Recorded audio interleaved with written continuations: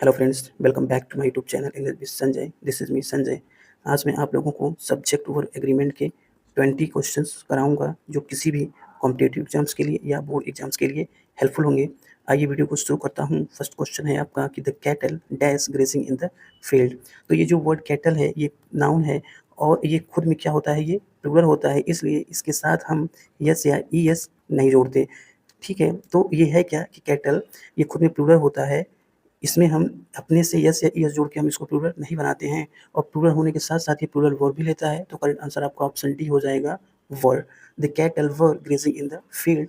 इसी से मिलते-जुलते कुछ वर्ड्स हैं, जैसे आपका हो गया पुलिस, जेंट्री, ठीक है, पीपल, ये सब भी अपने साथ प्लूरल वर्ब लेते हैं, तो करेक्ट आंसर आपका ऑप्शन डी हो जाएगा वर। नेक्स्ट है आपका the police search the thief.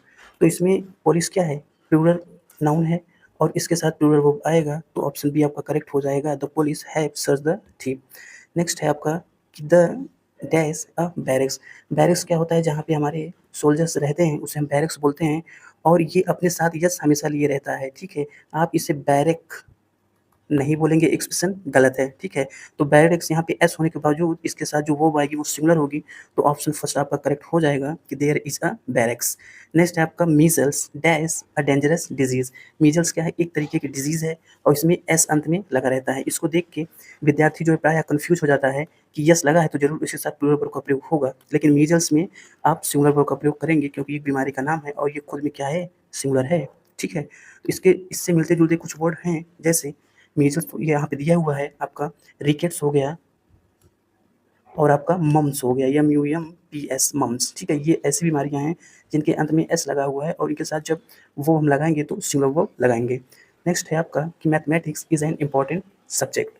तो मैथमेटिक्स में यस अंत में यहाँ पर भी लगा हुआ है, तो कुछ सब्जेक्ट्स के नाम हैं, जैसे मैथमेटिक्स हो गया, फिजिक्स हो गया, ठीक है, इथिक्स हो गया और आपका जो है पॉलिटिक्स हो गया। ये सब ऐसे सब्जेक्ट्स के नाम हैं जिनके अंत में आपको एस देखने को मिलेगा और इन एस के बावजूद यहाँ पे जो सिंगुलर वर्ब का प्रयोग होगा, तो आपको यहाँ पे एस देख के कंफ्यूज नहीं होना है, यहाँ पे इसके साथ सिंगुलर वर्ब लगेगा क्योंकि ये एक है, सिंगुलर है, इसलिए यहाँ पे सिंगुलर वर्ब का प्रयोग होगा।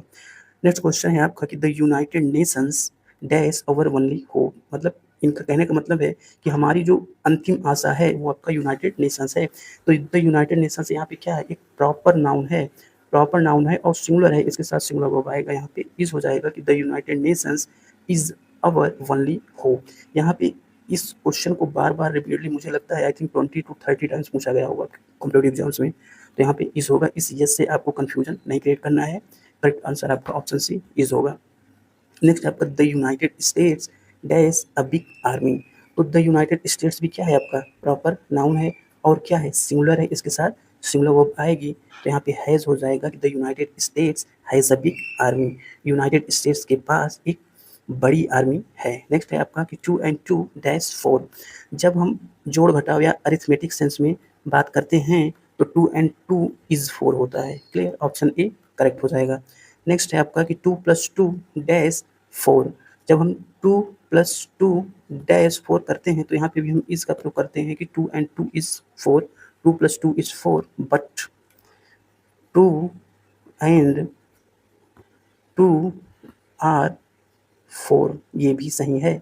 आप ये गलत मत सोचिएगा क्योंकि बहुत से बुक्स में या जो स्टैंडर्ड बुक्स हैं जैसे नॉर्मल यूज़ की बुक हो गई, उन सब में इनको बताया गया है कि 2 + 2 इज 4, 2 + 2 आर 4, दोनों करेक्ट हैं, दोनों एक्सप्रेशंस करेक्ट हैं।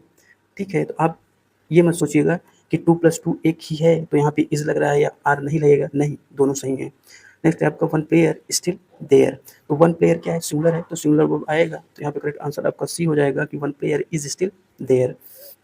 नेक्स्ट है आपका कि one of the players still there. अब जब वन जो है ऑफ से जुड़ के आ गया तो इसके बाद का जो सब्जेक्ट होगा वो तो प्लूरल होगा, लेकिन इसके अकॉर्डिंग आपको वर्ब नहीं चूज करना है, वर्ब आपको ऑफ के पहले का जो सब्जेक्ट वन है इसके अकॉर्डिंग चूज करना है। तो वन आपका सिंगुलर है तो वो भी आपकी सिंगुलर होगी, करेक्ट आंसर आपका ऑप्शन बी होगा इस। नेक्स्ट है आपका much time dash lost.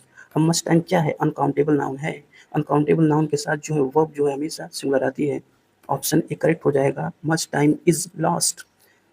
Next है आपका much of the floor dash bad.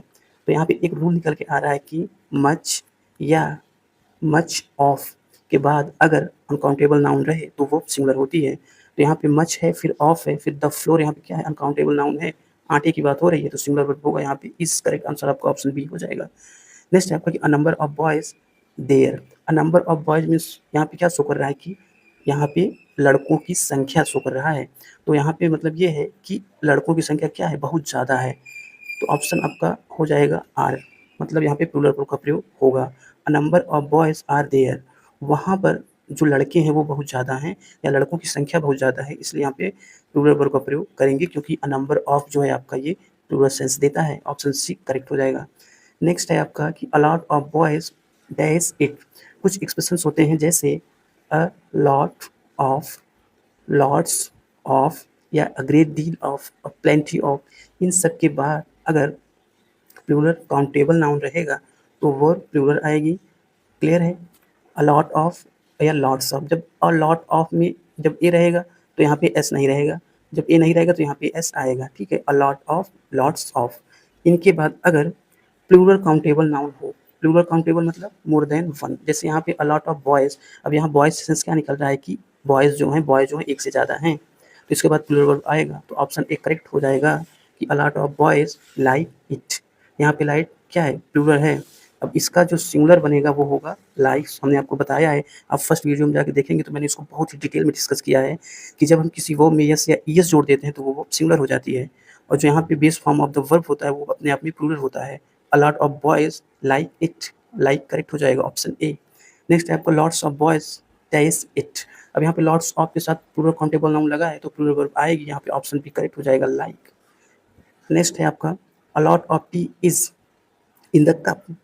अब यहाँ पे फिर जो है अ लॉट ऑफ या लॉट्स ऑफ, ये जब किसी अनकाउंटेबल नाउन से जुड़ते हैं तो जो वर्ब आएगी वो आपकी सिंगुलर होगी। क्लियर? तो यहाँ पे अ लॉट ऑफ के बाद टी आया है जो कि क्या है, एक अनकाउंटेबल नाउन है। इसके बाद जो वर्ब आएगी वो सिंगुलर होगी, यहाँ पे इज आपका करेक्ट हो जाएगा, ऑप्शन बी सही है।